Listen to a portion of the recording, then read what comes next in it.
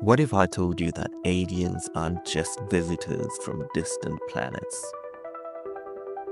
They're actually gods humanity has worshipped for thousands of years.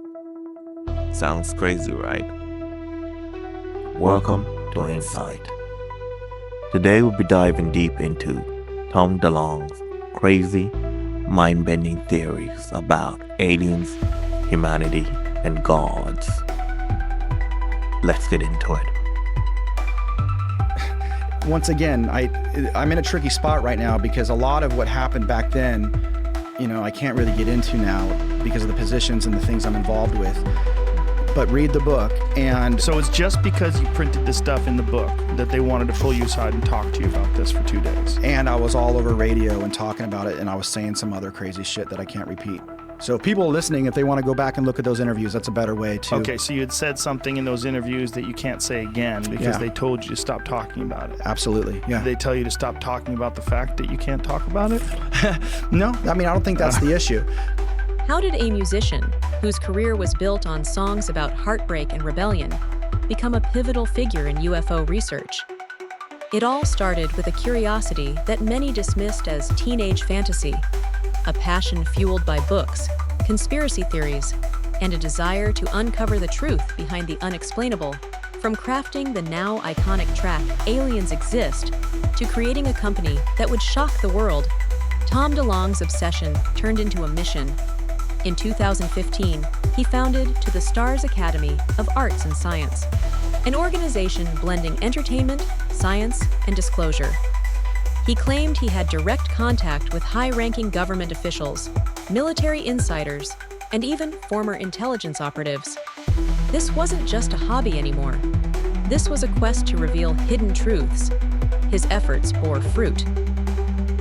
In 2017, To the Stars Academy played a key role in the release of the Pentagon's now famous UFO videos, thrusting the topic of unidentified aerial phenomena into the global spotlight. DeLonge was no longer just a rock star. He was a voice for disclosure. Through his books like Sekret Machines, DeLonge wove fact and fiction, revealing what he claimed were insider accounts of advanced technology, extraterrestrial contact, and government secrecy. For DeLonge, it wasn't just about UFOs. It was about humanity's place in the universe and a reality far stranger than we've been led to believe. So I go out to a certain city, and I land at the airport, and I walk through security, and I meet this person. The person takes me to a restaurant that's right past security, and I go to the back of the restaurant. There's nobody in that area, and we sit at a booth for 2 hours.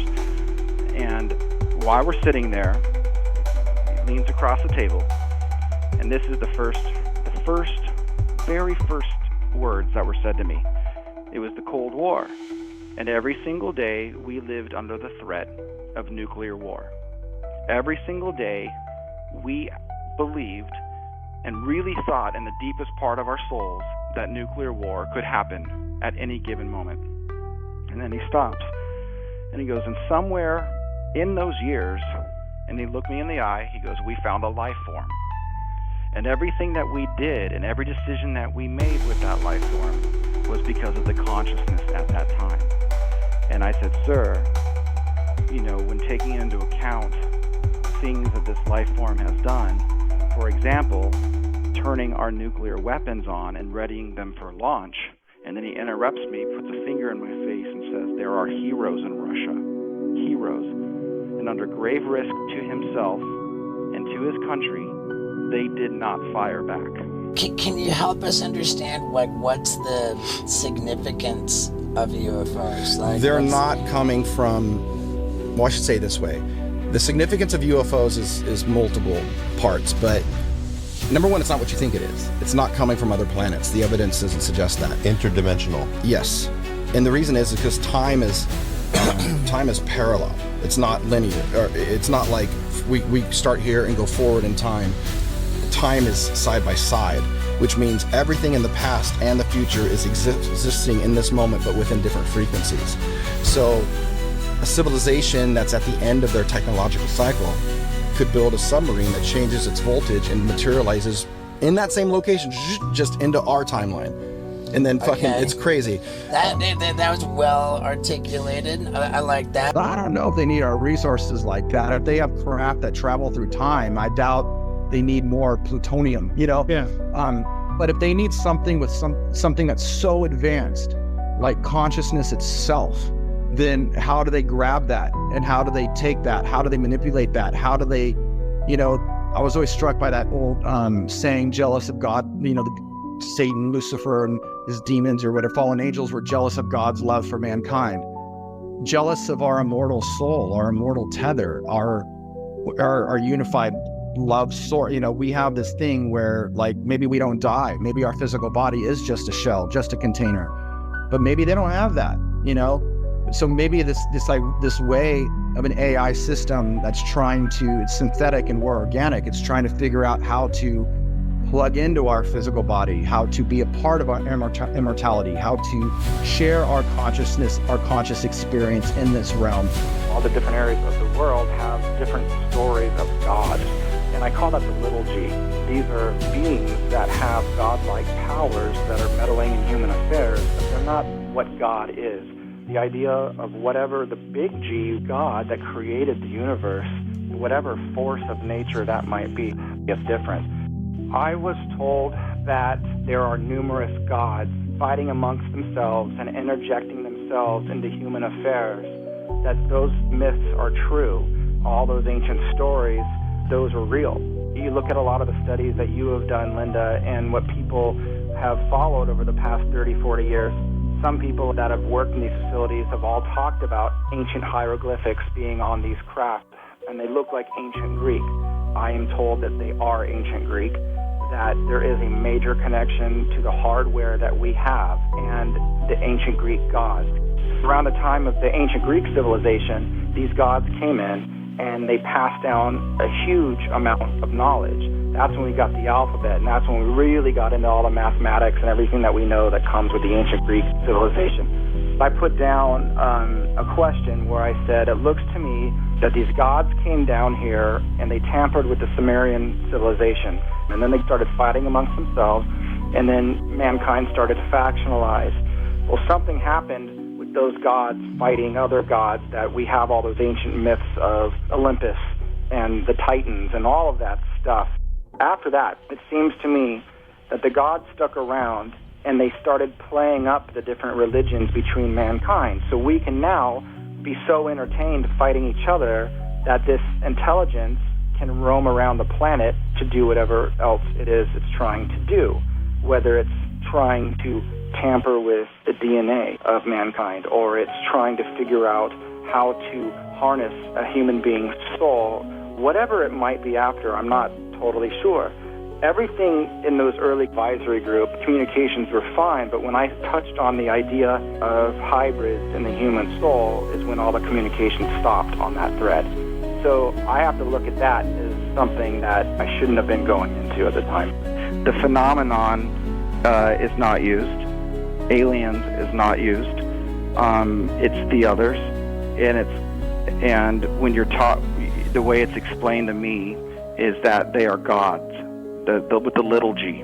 So the entire UFO phenomenon is about multiple gods that fight amongst themselves and by design factionalize mankind into different religions to step back and let us fight each other, so it has other things that it wants to accomplish, and we don't notice them because we're too involved fighting each other. So and they know that. So our government knows that. Our government knows that the others are instigating war amongst mankind. But the other issue is that these gods, from you got to look back at ancient history and all those stories about gods that came down and did this and that. It's all true.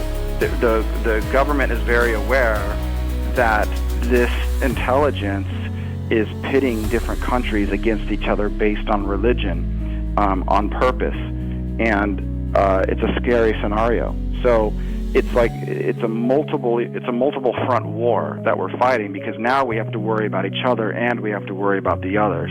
Well, the more you look into kind of the tip of the spear with the studies on consciousness, we're realizing that consciousness doesn't exist within the mind. Consciousness is a permeating force. It's literally like Star Wars. It's like the Force, you know, and it can be used for good or bad. So your body and your brain, your entire being is what they call a transducer of your environment. So you're like an antenna and you're tuned into a radio station, and whatever you choose to think, or whatever station you choose to tune into is going to come through you and emanate out, and physical matter is created for an experience. So literally whatever you feel and think, quantum physics is now discovering that your physical reality is based on your thoughts. And in the movie, it's very much kind of got this backstory of we have to learn that, you know, fear and happiness and love and all these different things that we choose to dwell on is what's going to make your life experience. It's not a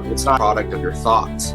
So I said in the introduction that some people in your group refer to them not as aliens or the visitors, they refer to them as the others. Is there significance in using that term? You know, I don't know the significance of the others. The phenomenon is not used. Aliens is not used. It's the others, and when you're taught, the way it's explained to me is that they are gods, with the little g. So the entire UFO phenomenon is about multiple gods that fight amongst themselves and by design factionalize mankind into different religions to step back and let us fight each other, so it has other things that it wants to accomplish, and we don't notice them because we're too involved fighting each other. So, and they know that. So our government knows that. Our government knows that the others are instigating war amongst mankind. But the other issue is that these gods from you got to look back at ancient history and all those stories about gods that came down and did this and that. It's all true. So that's the other thing. You got to, and I'll get into that in the docuseries. There's some of that stuff I don't want to get into tonight. But the government is very aware that this intelligence is pitting different countries against each other based on religion, on purpose, and it's a scary scenario. So it's a multiple front war that we're fighting, because now we have to worry about each other and we have to worry about the others. So that's part of the reason for the secrecy, is not to. We don't want everyone knowing our vulnerabilities, and we don't want everyone knowing the advancements we've made to protect everybody against multiple adversaries. The second thing is, about the religious wars. There still are religious wars going on, obviously, today, and based on people's very, very deep belief systems. We've been over in the Middle East for a very long period of time. There's some really horrible things that are going on over there. But and then mentioning UFOs being fallible. That might be the case. They might be fallible, or they might be crashing on purpose. The way it's been explained to me is that either by accident or by design, the effect of those crashes is giving greater weapons of war to the people that are fighting each other here on the planet, meaning our country against this country, or our country, against this group that has this belief system, and that is what they're looking at. It's not so much, how it crashed. It's more like, well, what are the effects of it? And I think that's what makes us a bit more scary. And everybody's wondering, how did you get into NASA? Why were you there? Why were you studying? I have all the documentation. I have all the proof in the world I was there. Photos, videos, meeting with scientists high level. What was their interest in me? Why did they need me, right? Something I haven't talked about in all these years, why I was there. And I kind of wrote about this in the book. when I ask them, why do you need me? Why do you want me here? You've got rockets, you've got space shuttles, you've got satellites, you've got the space station, all the money and technology and telescopes in the world. And they're like, well, we know they like you and they communicate with you and they don't have nothing to do with us at all. And we'd like to know why, what it is they want. And why it is they're harassing their astronauts. Harassing them. So has any astronauts ever seen an orb or one of these? All of them. No way. All of them. Really? Yep. I know I've seen videos of Buzz Aldrin talking about they saw some stuff, but he never said specifically. Well, they've never released it. Right. But that's why I was there, consulting with them about what they're now calling a plasmoid, which is an angelic being. It's just little glowing beings that come out of the orbs. So how do they see them? How do they appear to them? They would appear outside the space shuttle, look in the windows at them. Whoa. Stand up over the shuttle bay or the space station, glowing. Sometimes there's a report of a half a dozen of them, 125 feet tall, with wings, standing there smiling at them. Yeah, smiling in the window. Space. Yeah. Wow. So for 18 years, I never talked about this, and this is the first time publicly tonight, really. So we're talking about things that come out of the orbs. Angels, angelic beings, created beings. They're made of energy, but in a ball of light. But out of that ball of light comes a glowing being. Sometimes they're 6-7 feet tall or taller. Or 125 feet tall. Yep. Whatever they want. They can mimic anything. They can mimic a flying saucer. They can mimic a drone. They can split in 2 or 100. I've seen it. Yep.